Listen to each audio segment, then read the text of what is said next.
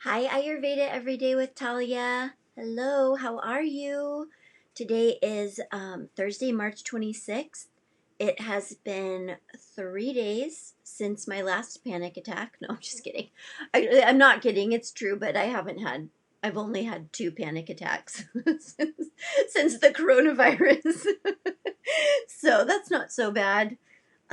So today I'm really excited to teach you how to make your own protective essential oil blend. This is my version of doTERRA's OnGuard essential oil blend, which they call their protective blend, because the essential oils in this formula are um, based on Thieves essential oil blend from Young Living. I mean, I'm not saying that doTERRA's is based on Young Living's. I can't speak to that actually, but Thieves oil is a traditional essential oil blend, and I talked about this in an earlier video.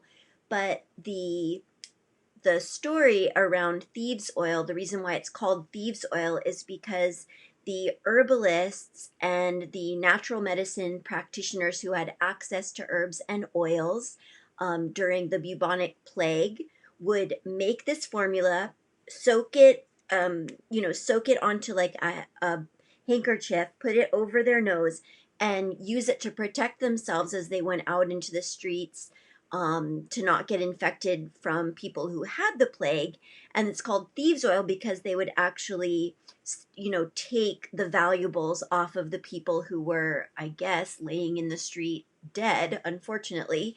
But that's where it comes from. And what I love about doTERRA's blend OnGuard is that the thieves oil blend that I was familiar with before OnGuard had lemon essential oil in it. And based on my own studies and my teacher, Deanna Batdorf, who is a pioneer of Ayurvedic aromatherapy, I don't really like lemon essential oil. I don't want to use it physically on my own skin or ingest it. So the whole thing of like putting, 1 drop of lemon essential oil in your water 3 to 5 times a day, I'm like, what? No.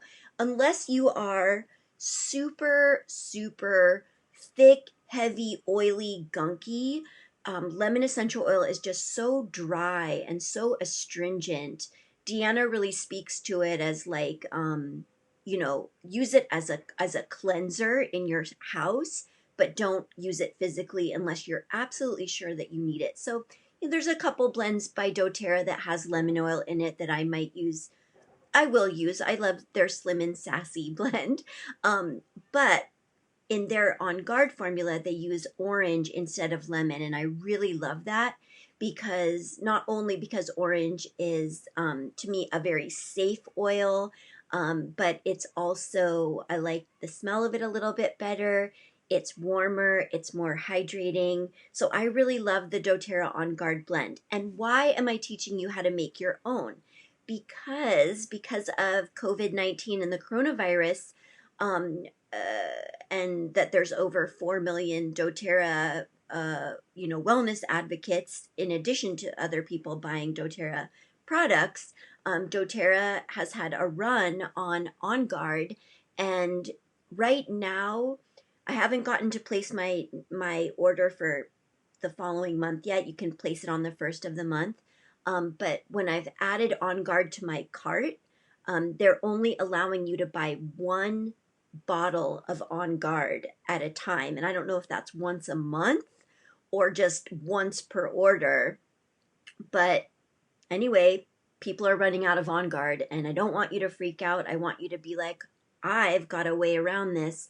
I can make my own. So I came up with this recipe for my client Teresa, who wanted to make her own OnGuard. This was last year. And so I'm going to share it with you. Okay, so what you need for this recipe is you need an empty 10 milliliter essential oil bottle. I buy mine in bulk on eBay. There's plenty of sellers all over the place. There's all kinds of essential oil bottle companies that you can get them from, but you want to get a 10 milliliter bottle. This one is a European style, so it's a little bit more tall and thin. And then they'll always come with a, a cap. And you see this little thing sticking up. This is an orifice reducer. So an orifice reducer is when you put your oils into your empty bottle, you snap that on, and it prevents all the oil from just spilling out when you go to use it. So it's like, oh, I can just take a few drops. That's how you count the drops. So make sure that you get an essential oil bottle that comes with an orifice reducer. I've never seen one that doesn't, but FYI. Here's one that's not the European style. But it has the orifice reducer too, and it's in the color blue, so you can get all different colored ones too. Blue, green, brown. I like to get the amber brown color because the dark color protects the essential oils from light, and then you just always want to make sure that you store your essential oils in a cool, dark place, away from light and heat. Okay, so here we go. The recipe is really simple. It's 5 essential oils. It's cinnamon, rosemary, eucalyptus, clove, and wild orange, because it's from doTERRA, but you could use any orange, even if you didn't have orange, but you had like tangerine or, yeah, if you had tangerine, you could replace it with that. You could probably even use mandarin or blood orange, but the more that you change the oils in the recipe I'm giving you, it doesn't matter how you change it, you will change the chemistry of the essential oil blend. So I'm giving you what, I'm going kind of off of my own research and playing with essential oils. So just know, this is, but play as much as you want.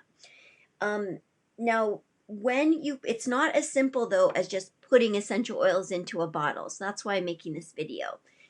There is a science to combining essential oils together, because essential oils are volatile oils. That means that they are powerful, active, gaseous, chemically based, it's the essence of a plant, and it's really strong in essential oil form. For example, 1 drop of peppermint essential oil is supposed to be equal to about 28 bags of peppermint tea. So the volatility of these oils matters, because if we let's say we put orange into the bottle first.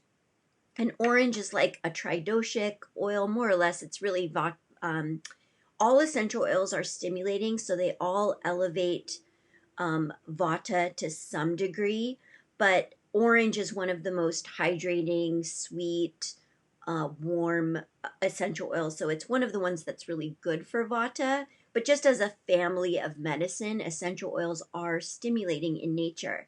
That's why you only use a little bit, and a little bit goes a long way. But orange is one of these oils that we call a balancer. It balances most blends. You can almost always put it in last, and when you're creating a blend, and it will sort of tie everything together, and it doesn't tend to you could put lavender in the same category.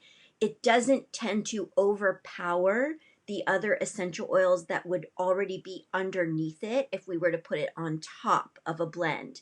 But if I were to put it into my empty essential oil bottle first, and then I put something really strong, and something that has a lot of chemical ketones to it, like rosemary, adding rosemary directly to orange essential oil when I have no carrier oil, like sesame oil or coconut oil or sunflower oil, to kind of buffer the whole mixing process, I could absolutely lose the wild orange simply because I put it into the bottle first, and then I added an oil that is stronger. And even though I've been studying essential oils for 19 years, I still go back and study with Deanna all the time, because I was so bad at chemistry when I was in high school. It was the hardest class for me of all the classes.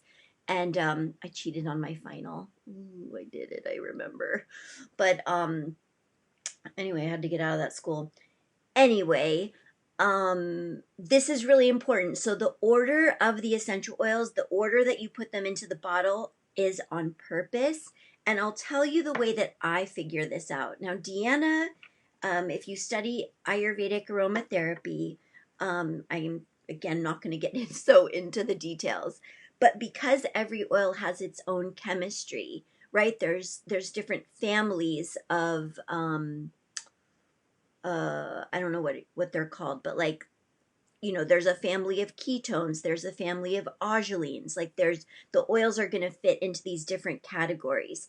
And I know, for example, that ketones are the kind of oils that when you smell them, it's like, whoa, like so in your face and really kind of gets up in your nose. It's really strong and bright and penetrating.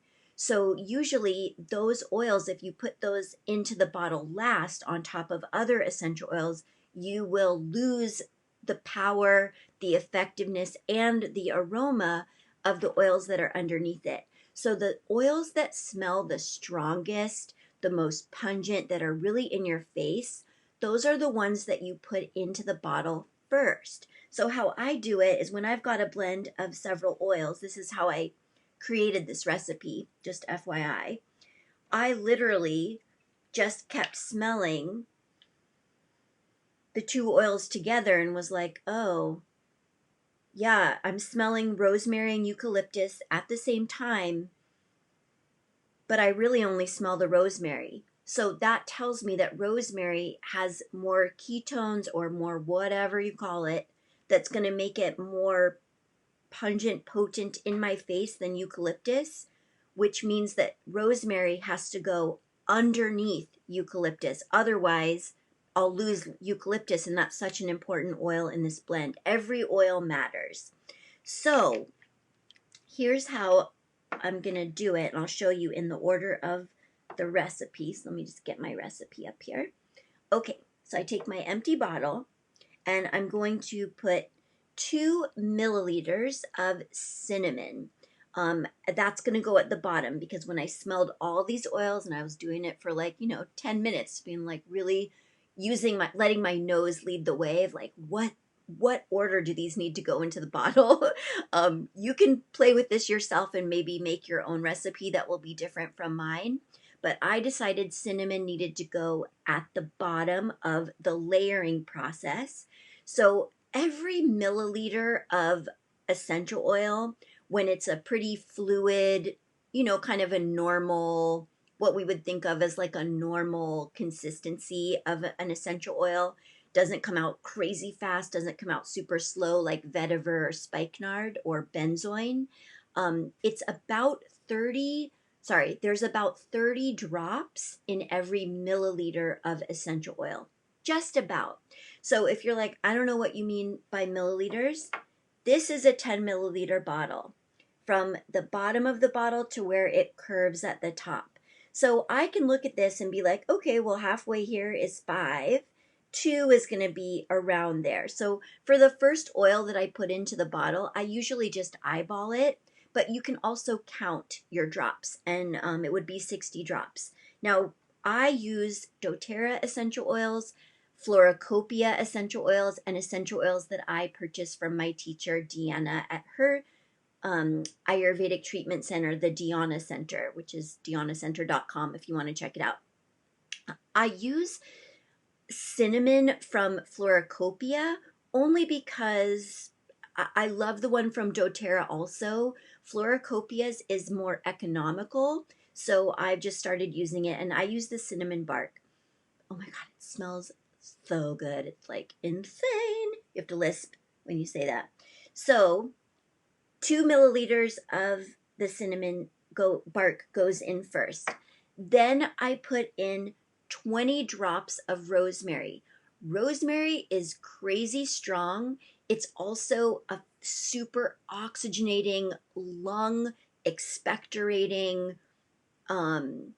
really great respiratory wellness oil, but it's so strong. So I'm only putting in 20 drops of rosemary because I felt like it really overpowered my blend when I did more, but you are welcome to do a little bit more, and I wouldn't tell you not to, because rosemary is such a great oil for respiratory wellness. So I'm putting in 20 drops right after my cinnamon. You could put as much as 30 drops or even 45 drops, which would be 1 to 1.5 milliliters. Then I'm putting in my eucalyptus, and I'm going to use 1 milliliter of eucalyptus, so about 30 drops. That's going to go in next. Now I've got just about half of my bottle filled, and you'll see this when you see the recipe. Eucalyptus is another amazing essential oil for respiratory wellness, for keeping the pathways of the lungs open. It's more, rosemary is more tridoshic, I would say. It's really great for moving kapha, so stuck congestion in the lungs. It's very nourishing for vata and pitta because it has so much oxygen, to it. Eucalyptus is a little hotter and a little bit drier. So I just want to say that so that you're aware, in case you've got a really dry, hot cough, you might actually use more rosemary than eucalyptus in your blend. And then the next essential oil, which I love, love, love, is clove. And clove is one of my favorite essential oils, not only in this blend, but also I always add it to my oil pulling blends, like when I'm making my own, dental rinse out of sesame oil and essential oils. I'll always add clove, because it's so good for gum health, and it's a really powerful antioxidant, a very important part of the OnGuard blend. So I'm going to put in 3.5 milliliters of clove essential oil. And you'll notice, except for the cinnamon, I am using doTERRA essential oils, but you can use whatever brand works for you. Just make sure that they're really, really high grade, excellent quality, water distilled, and if you can find them, organic. I follow, like I said, I love doTERRA, I love Floricopia. I trust them as brands, I trust them as companies, and that's why I use their essential oils. And then what's going to go on the top of this blend when we're doing this process of layering, one thing that I think about is, well, what's my favorite aroma of these 5 oils? Now, for me personally, cinnamon is actually my favorite, but cinnamon on the top of this blend, you already saw, I put it in first. It would overpower every other oil underneath it and even digest some of the beneficial chemical properties of these other oils. So I can't put cinnamon on top. I could maybe get away with doing 1 drop of cinnamon on the top, but my second favorite smell of this group is wild orange. I love it. Oh my God, so good. So uplifting. It's such a happy oil. So this is the one that I'm going to put on the top of the blend, and I'm going to put 3 milliliters. This seems wrong. 2, 3, hold on, I'm doing my math. 6, 9, no, maybe I'm only going to do 2 of the wild orange, because I have more than 10 milliliters in my recipe right now. I'm just realizing I think it needs to be 2. I could also reduce the amount of clove by 0.5 milliliter if I wanted to increase the orange. So you'll see when you're playing with this recipe, you can definitely play with it, but I do recommend, before you begin, and not even just taking my advice on this, open up all the essential oils for this blend, smell them together, all 5 together, then smell them just 2 together, 3 together, whatever you need to do to be this feels like the right order based on how they smell to me, because I'm basing my formula on the oils that I have. You're going to base your formula on the oils that you have. And if you buy them from a different company, or just, somehow it's a totally different crop, the chemistry and the smell can be really different, and so it will always vary. But this idea of layering is really important. If I were to do this blend in any other order, it would literally, even though it's the same oils, it would literally smell like a different blend. So really important to trust your nose and to really honor the oils that you are using for your personal blend. So I hope you got a ton out of today's lesson. And if you need essential oils, I have an online shop, ayurvedaeveryday.shop. Most of my essential oils are, especially the ones from doTERRA and especially the expensive ones, I already sell those at a discounted price off the retail price. So if you're not a doTERRA wellness advocate, come to my shop and get doTERRA oils from me. You'll get a discount. And then I've also got, kind of in solidarity with everybody, I've got a new coupon code going on in my shop. It's all capital letters, in this together, because we are in this together right now, so big time. So you can take an additional 10% off your order. And then I've also got free shipping for people who place orders inside the United States, although I do ship to many countries around the world, including Canada and Australia and the UK. Just as a small business, I'm not able to offer free shipping to everybody, but I am offering it to people in the US for a limited time. So take advantage of that. And I love you so much, and I'll see you next time. Thanks for tuning in. Bye.